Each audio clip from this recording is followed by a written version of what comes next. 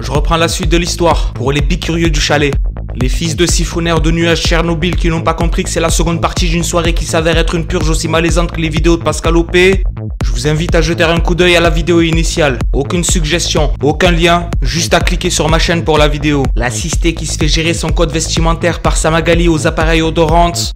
Du moins si t'en as une.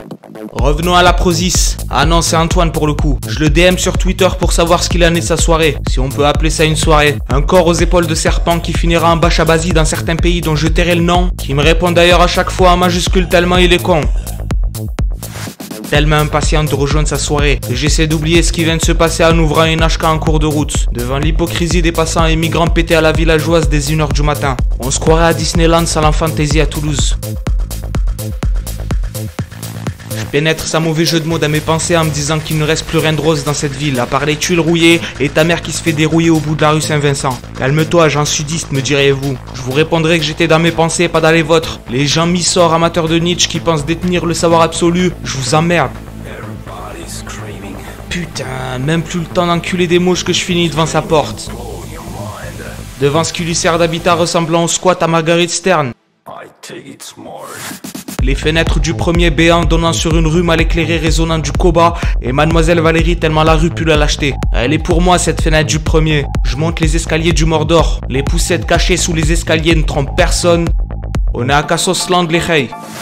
J'arrive à sa porte Eco Plus qui ne demande qu'à foutre un chassé pour la jouer FBI de la golemerie. Il m'ouvre. Ouais mon pote, alors j'ai entendu que t'es recruté dans... Ouais, je fais une voix où je diabolise mon interlock et alors. Vous savez combien de personnes décèdent en nettoyant les fenêtres de leur 6ème? Moi non plus, on en a rien à foutre. Reprenons. Espérons que je change vite de boulot. D'ailleurs, je le refuse direct le lendemain si tu changes de musique, mon rey.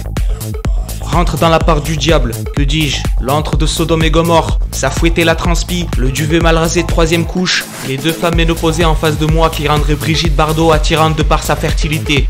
Même pas le temps de poser mes lèvres sur le premier gobelet cartonné, puisqu'Antoine mérite une femme tellement sa vaisselle est pleine. Que je me mets à poser des questions, un Mengele à puissance face à ses projets.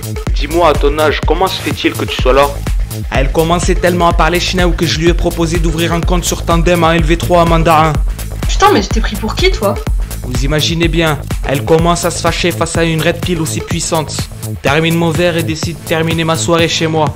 Avec un vrai reportage qui pue le sang et la gerbe. Là au moins ça parle pas chinois dans les faits.